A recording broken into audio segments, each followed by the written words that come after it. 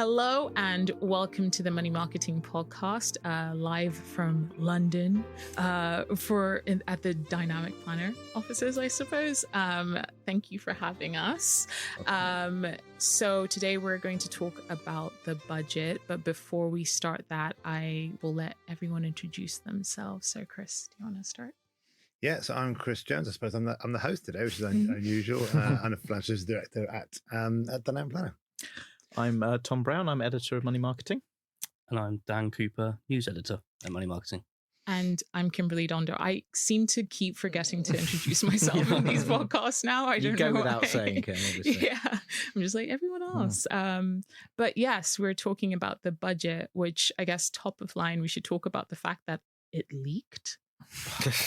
I know. Yeah. It was just incredible. I mean, when you thought of months and months and months of speculation and all of the hoo-ha beforehand, you thought things couldn't get any more shambolic. And then, the OBR accidentally published the entire contents of the budget effectively, a couple of hours beforehand. Yeah. Which meant that we were in a really unusual position of actually starting to write reaction pieces and copy before Rachel Reeves even stood up to say anything. Which I thought personally, for journalists or anyone within the industry, they probably were excited and happy about. I think it was good for journalists, bad for the government's credibility, even though obviously it was the OBR's screw up, as they have owned, and as Rachel Reeves very emphatically pointed out. Yeah. Conspiracy theory, and there's already. I love conspiracy already. Here it comes. Well, there is, obviously, a lot of the leaks and things were around the challenges that the Labour government faced, and some of the challenges are the fact that they are boxed in by the OBR, and the OBR could arguably be one of the most powerful organisations within the economy. So, what if Labour didn't want to have the OBR going forward so much, maybe it serves their purposes because undermined its credibility. Yeah. It was a creation of George Osborne, wasn't it? The previous Tory Chancellor. So I suppose Labour don't necessarily feel any great loyalty to it. But interesting, Chris. I'll ponder that one. Definitely. I don't know, because it seems like it's also a blowback on Labour. The people are attacking them as opposed to the OBR initially. I think it certainly distracted, attention away from sort of the actual contents of the budget. Yeah. But then maybe Rachel Reeves wanted that as well. I mean, who knows? Who knows? That poor intern that did that, though. In my mind, whoever it was is in my mind is an intern who's just like, oh my god, I'm never working again. But Chris, for you, what were the biggest standouts in today's budget? Yeah, I suppose the biggest talking point is the fact that this has been so leaked, so spoken about. And then for that to be probably what everyone was thinking about yesterday, and then for the leak to come out, it's we're having this podcast now, and we've done it before where we've been digging out minutiae of interesting things to talk about. This is now a news story which actually is probably going to affect people who wouldn't normally pay attention to the budget, and everyone's going to be talking about this and the way it's been handled, all the leaks. Perhaps more than they are talking about the details. I think the biggest thing is what impact has this whole period of leaks and instability had on the public, on advisors and industry, where the major investment decisions and queries and things have been happening because of things that were being leaked, which actually didn't happen at all. And I think that's the big talking point. Is that sort of instability of the whole thing is a big worry generally for everybody, I think. I suppose the tax-free cash is a prime example of that. It's some clients would have made irreversible financial decisions even against the wishes of their advisor. Months of speculation has just ruined some people's finances. Yeah, and the months of speculation is the crucial point as well, because we were having exactly the same conversations last year after an historically big gap between the election and the Chancellor's first budget. This time round, obviously it's the 26th of November. We've had an extra month of speculation this time round, and if anything, there's more speculation this time round than there was last year, largely because there was probably less of a consensus on what exactly the government could do to sort of try and square the circle of all the various different things it wants to achieve. So yeah, the speculation and the leaks, as you say, Chris, is certainly the big story around this. Mm-hmm. I think it's also the fact that by sticking to manifesto pledges, it kind of rules out 70%. If you're not putting up national insurance, you're not putting up income tax. Mm-hmm. You've got not much wriggle room. Mm-hmm. So I think that also played a part, because they're thinking, well, what if she's not going to touch those? Then what is she going to look at? And almost nothing was off the table in that respect. Well, I think actually, on that point, we were chatting before the budget about the fact that this government had been so boxed in by these manifesto commitments, and unnecessarily so from their point of view, because at the end of the day, how many people are really interested enough in politics and in manifestos in particular that are going to, one way or another, care about a broken manifesto promise if the longer term consequences of breaking that promise is that you actually get growth moving, or you build up enough fiscal headroom or whatever it is, and all it's really done is box the government in. They haven't really had any great credit, I think, political credit for making those pledges, and they've shipped an awful lot of damage from those as well.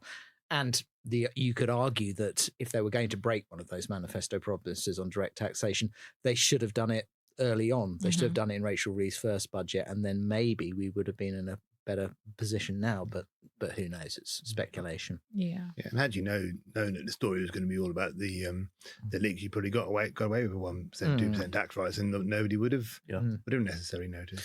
Yeah. But actually, I think one of the headlines in this budget is obviously the extension of the freeze in income tax thresholds until 2031. So that's a 3-year extension rather than a 2, which had been sort of floated a bit beforehand, which is effectively a rise in direct tax. It's a very large stealth tax. The OBR in this leaked document that you referenced, Chris, suggests that's going to raise another 8.2 billion. And,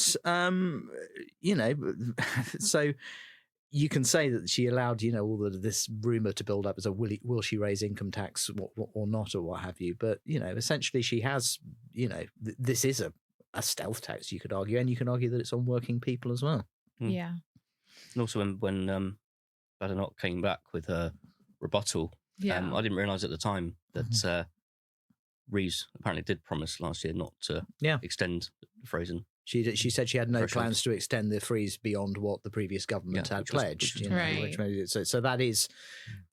I mean, it's not a break necessarily in a manifesto pledge, but it is certainly a reversal of what she said in the previous budget. So, I'm going to go back to the instability bit as well, because you are going to have people after this budget reading the Daily Mail or whatever they do and realising that they may have made a decision, or they may have been advised to make a decision before the budget, which actually wasn't necessary. And you say it may not be something that's not necessarily in their best interest. But I think the important thing to remember, whether you're making a decision for yourself or on behalf of somebody else, is that you can't second guess these things.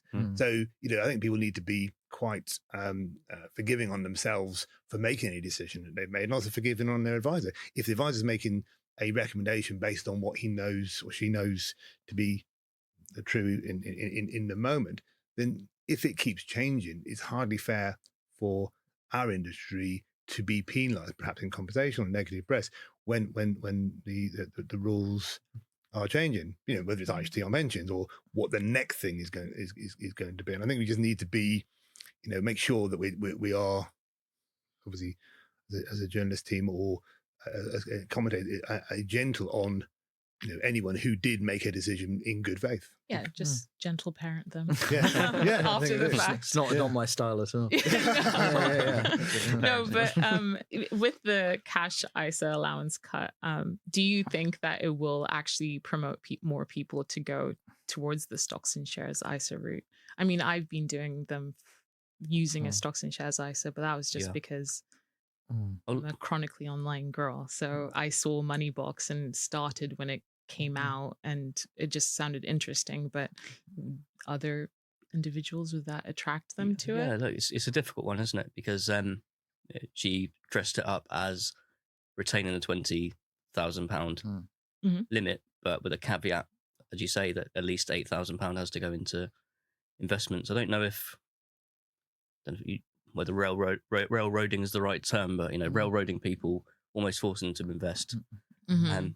We look at the nation now, and we're really short on cash savings. Yeah. Those emergency savings, that safety net, Mhm. people aren't saving enough money.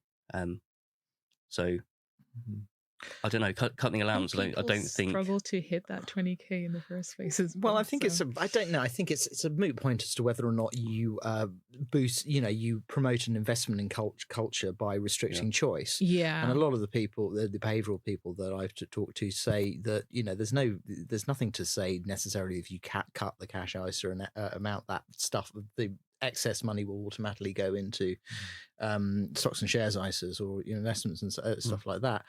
And not unless there's, a bit, an improvement on sort of like financial education more broadly, because a lot of people look at investments as very, very risky. They think it's gambling. They are put off by doing that, whereas they see cash as something that is real and tangible and, and safer. Whether they're right to think that or not, that is quite often what it is. So I'm not convinced it's going to, in and of itself, promote a sort of investment culture. I don't know what you think, Chris. Yeah, and I think the key thing is that I want to enjoy this milkshake without paying a sugar tax. We've got our milkshakes before it all goes up. Are we going to buy a milkshake tomorrow?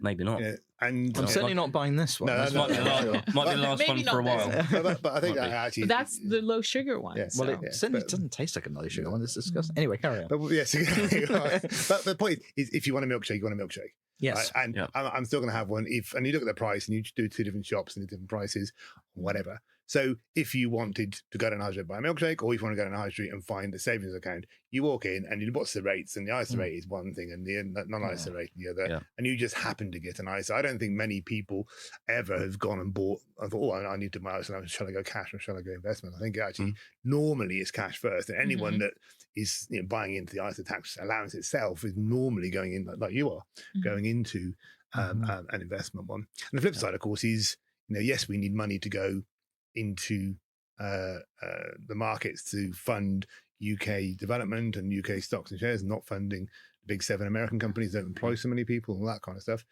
But if you put money into a cash ISA beyond the side, yes, there's wholesale markets, but that is then actually contributing to the ability to lend. Yeah. And actually, what if you're borrowing money to start a business to employ some people as well? So it's a little bit counterintuitive. I think there's a sort of a generic idea that it's going to help, but it's mainly going to help maybe the asset managing industry that might have more AUM, but I don't think it will. Just because I haven't had a chance to look through 100 odd pages of God, what are you playing I know. What have I been doing? Even with the leak, come on. I know. I have an extra half an hour. What is there any suggestion of of that £8,000 in investments? How much of that will actually go into UK equities? So at the moment, we can answer this question in two parts. At the moment, we know that the UK is the least. They say we got a home bias, but actually look at the stats. We haven't got a home bias compared to continental countries that don't have a developed stock market, and certainly not compared to the US. So most of that money is at the moment, for whatever reason, is going into US large cap and is going into global. And yes, there is a home bias, and there should be, but not as much as there is in other countries. So I don't think there is a direct connection to that at all. Obviously, there are other measures coming. So if, having done that, there's greater incentives and something else happens with private assets or whatever it might be to try and the other measures that are going on in the background we're all aware of, which make it better for you to invest in UK small cap. UK large cap is a listing question.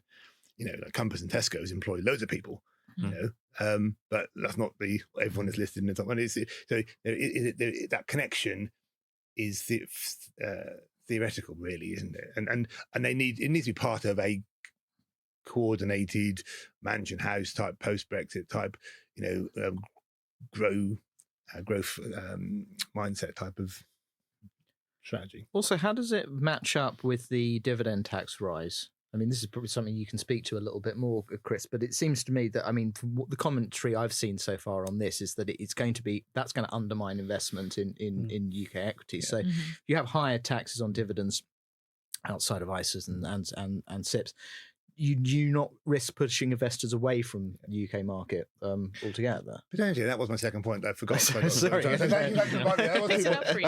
But yeah, so I think that is an interesting one. I think where it matters actually is if I was going to start up a new business and I wanted to decide where it was, and it's predominantly global, and I was rich enough to expect a £2 million house, right? Then I'm going to say, hang on a minute, I'm going to now pay more tax on my dividends in the UK. I'm going to pay tax on my house. Maybe Southern Ireland is a better option. Maybe Portugal, Spain, are better options.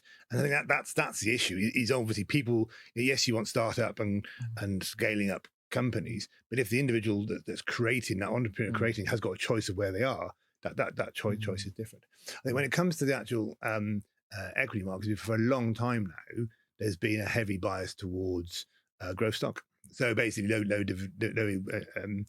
distributing stocks. Yeah. And that hasn't gone away. It's closed a bit. I mean, we know that the value stocks have done a lot better recently to close the gap on growth stocks. We can see that people are questioning, at what point does the valuation become completely mental if there's no actual revenue? That's all going on. That's a much bigger question. The dividend and taxation part of that, will it turn and dial? Not what you see. I think it'd be more about thinking, do I need a company that's got profits I can see? Yeah. Or does a company that has got hope I can see? And that's a bigger decision than whether you pay tax on the distributions. I think another thing that stood out to me in this budget was the mansion levy. I think it probably has more to do with our sister magazine, Mortgage Strategy. But I was just thinking the whole time, oh my God, if I were to win that Omaze house in Cornwall, I know. Now I'm stuck with £7,000 in council tax. Yeah. You can just flip it, I suppose, if you want it. But I personally think the reason why they're on this raffle is because they can't sell the house in the first place, so they know they can make more of a profit this way. But anyway, could that mean for financial advisors potentially, could they see their more maybe cash poor clients who own houses that are quite high, have quite high rating? Could this mean that they move towards equity release products to specifically pay for this tax? That's what I was going to say. That actually, when I was listening to you, I thought some people are just going to be forced into either taking larger withdrawals from their pension, which is going to run out of money sooner, or doing equity release or finding it one place or another. My old house before this one actually was technically two houses. That's why I had two doors. A lot of houses sort of cottages now. I'll see how much it costs in stamp duty to switch that over to two houses. But no, I think that's that's the thing, isn't it? It's a lot of people who have expensive properties don't necessarily have a great lifestyle for that, and that's a key point. And also, it's been dubbed the mansion tax, but if you look at what a house looks like quickly when it's that. House prices have been rising over the last 15, 20 years. You're looking at potentially a decent 3-4 bedroom house in London now. Yeah. It's probably not far off 2 million in certain areas. So it's not necessarily a wealthy kind of wealth tax anymore as such, because at the rate they've been rising, it's and if it stays at 2 million. It doesn't go up with inflation like the income tax bands, and before you know it, everyone will have a £2 million house and will be paying £2.5 grand a year. But it's interesting what does the property market. It's potentially a double hit where if you have a property portfolio and you're not paying more tax on the rent, or you've got a sole purpose vehicle limited company and you've now paying more tax on the dividends, that has to go somewhere. Does it? Can you still afford to pay your mortgage? Mortgage rate's probably going up on it around about now. People had good deals, and then you pass it on to the tenant. So you start selling your buy-to-let properties slowly, and then somebody who's got a £2 million property thinks, I think now is the time to downsize. So you start affecting the property market. then that's obviously always been a source of funding consumption, isn't it? So it starts to hit there. Yeah. And also, I don't know how much we've delved into the salary sacrifice. Well, yes. I was chatting to Steve Webb about, I think it was about 4 months ago. It was over the summer, and he gave the nod to me about this, saying this could be something that's in Rachel Reeves' crosshairs. Mm-hmm. And I was a bit, salary sacrifice. Oh, okay. Didn't see, it seemed like quite small beer to me, but indeed it has come to pass. Mm-hmm. I mean, as I see, from what I've read, in the lead up to the budget, it's there is a sort of a risk that it could, at a time when sort of pension adequacy is sort of like already under threat, that this is been seen as a very effective tool for boosting contributions. And there have been surveys that suggest something like 25% of customers would stop salary sacrifice if tax benefits were reduced, and 90% would contribute less. So is that harmful for future retarees? If employers face higher cost and reduce flexibility, the actual thing is it's a £2,000 cap on national insurance relief for pension salary sacrifice, and it's not been getting good reviews basically for that reason. Well, as you say, there's the employers and the pension adequacy issue, but also on the flip side, the employers themselves. Some would have introduced salary sacrifice because of the national insurance rise, hike in the last budget, and now they're being hit again. And I think I saw a statistic that came out earlier on that said that it could be the extra cost for employers could be £75 a year for every person earning 50k, or £450 for someone earning 100k. So you think some of these larger companies, it's quite a considerable. It's like a considerable rise. It's like a lot of changes that Rachel Reeves has made. It's just like, finding sort of these revenue raising measures seem to directly contradict her desire to growth, which was the big headline before the last election. And national insurance rises on employees was massively criticised for that reason, and it looks like this may well be criticised in similar terms. But Tom's right. You look at the impact that the national insurance rise had a year or so ago. You hear it all the time. It's companies sort of freezing their freezing recruitment and no pay rises and potential job losses, and then you've got some who've moved to the salary sacrifice model, and they're going to be hit again. It's the same issue. Most important thing for us is I've got a team of people and actuaries that were just sitting there waiting to have to do a load of work if they had to put it into the dynamic plan of cash flow tomorrow. And then we thought, hang on a minute, at least we're not a payroll company. And so we're just relieved it's not till 2029, gives everyone plenty of time. That's not a problem. It also gives plenty of time for it to be washed through in the actual detail. So as I read it, it is only salary sacrifice. So that is where obviously you've exchanged your letters, which say, you're going to pay me 100 grand here, give me 80 and pop 20 into the pension. So if you have got auto enrollment and as an organisation you decide to put the salary up for a GPP, or that's one thing. What if it's a trust-based scheme? What if it's what if you decided to set up a SAS? What if you decided to leave the money in the company and set up a Hancock annuity and pay it and buy it at the end? There's loads of ways in which you can still get money for the benefit of employees without it being salary sacrifice.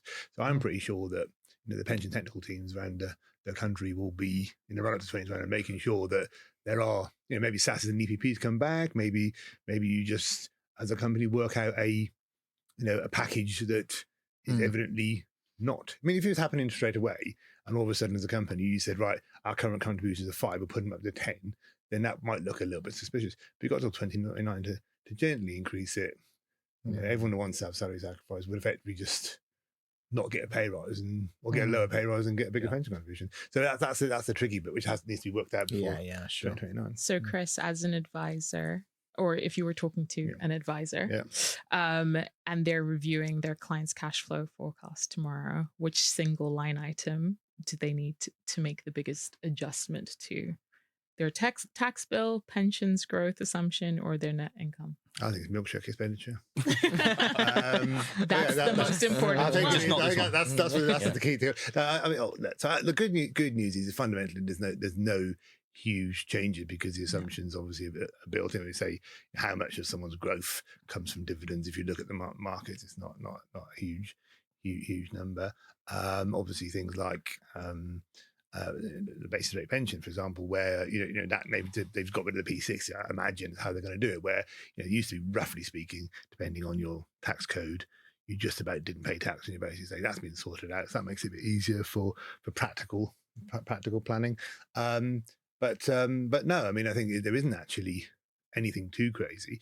Obviously, what you have got is you've got the uncertainty. So could you plan to say to somebody, this, you should have a pension, you should have an ISA, you should have a bond, you should have a GIA?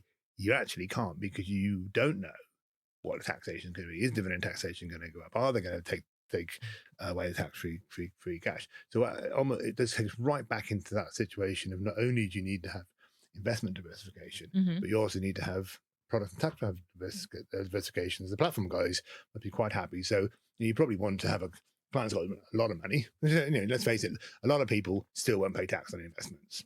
Yeah, so those people, I guess, their point is right. Whatever numbers you said, 87% of people, whatever it was, that was a guess from one of those numbers that she said.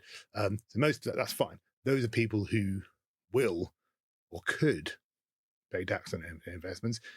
Would probably want to have a bond, an ISA, GIA, and a pension, and basically mix it out a little bit. So when they come to take that money out, they can choose which one they take out. I mean, the idea, that you would, keep a pension until last because it's IST free is gone.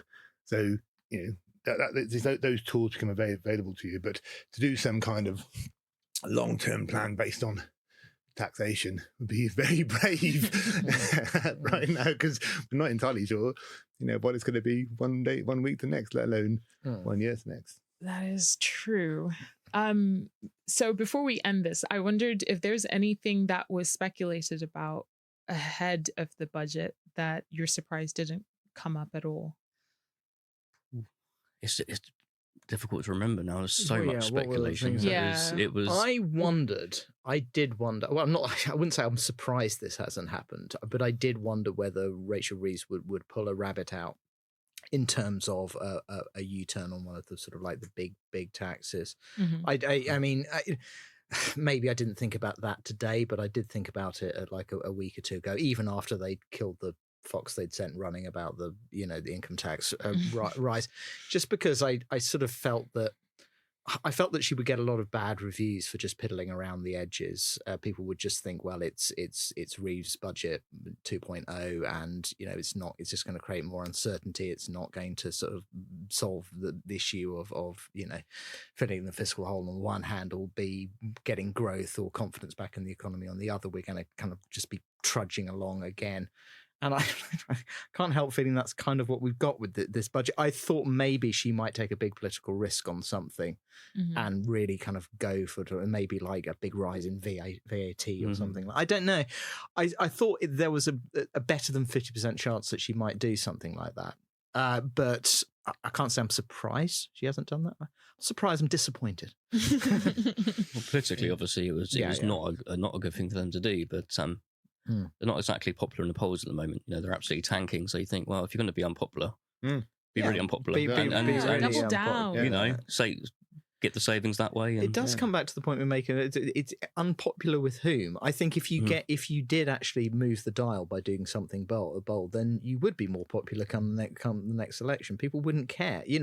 People don't thank you for sticking by a manifesto commitment if it's the wrong commitment for the country. And Keir Starmer famously said before the last election, "I put country before party." So he could easily fall back on that line. Okay, I know this is going to make the party unpopular because we're breaking a manifesto problem, but I believe this is right for the country. Or Rachel Reeves could say that.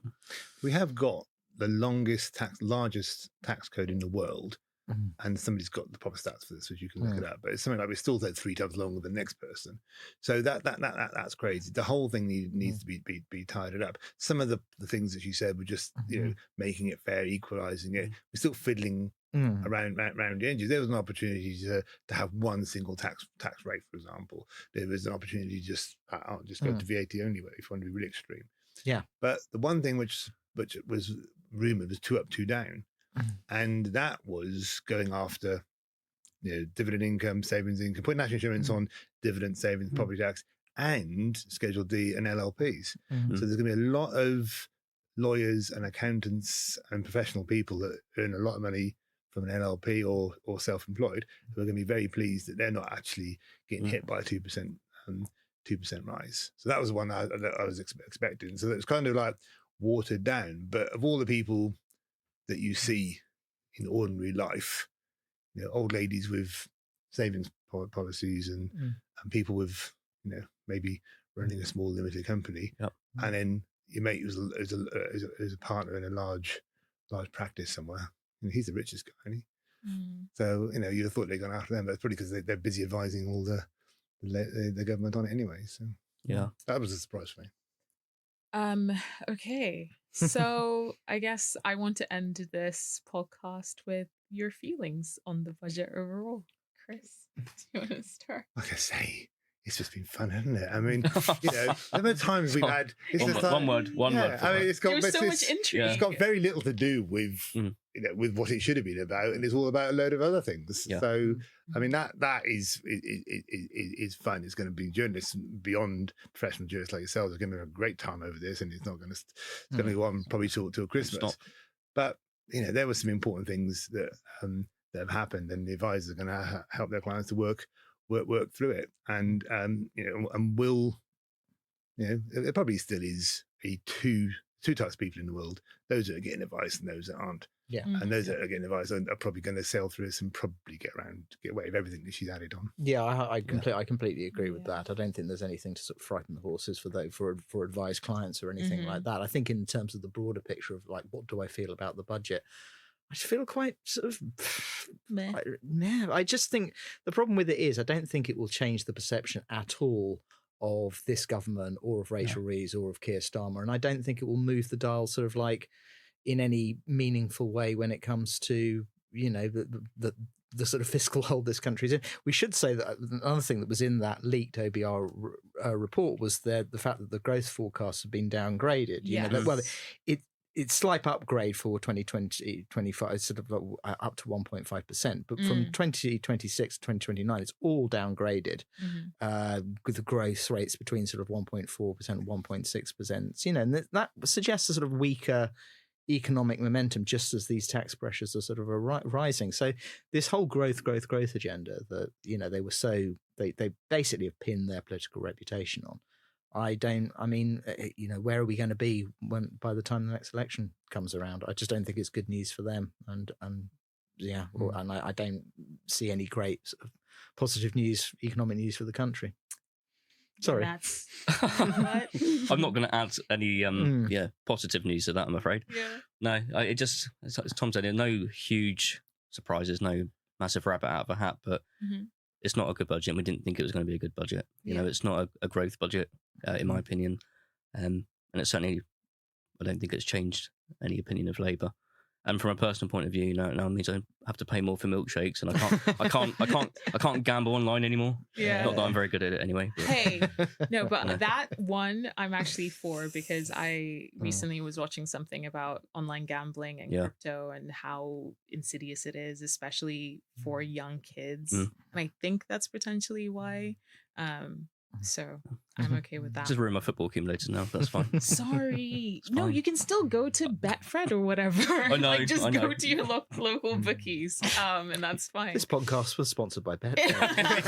I didn't give a particular bookie just for that reason. Other bookies are available. I'm gonna send that clip to them and see if they'll give us a sponsor.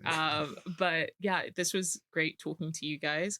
I'm leaning into absurdism. I think that's just the way to cope with life at the moment. I was feeling nihilistic last year, but this year absurdism. I'll let you know next year what philosophy I'm following. But thank you so much for joining us today, and thank you for having us here. Okay, thank you. Welcome. But yeah, we'll see you next time. Yeah. See. Thank you.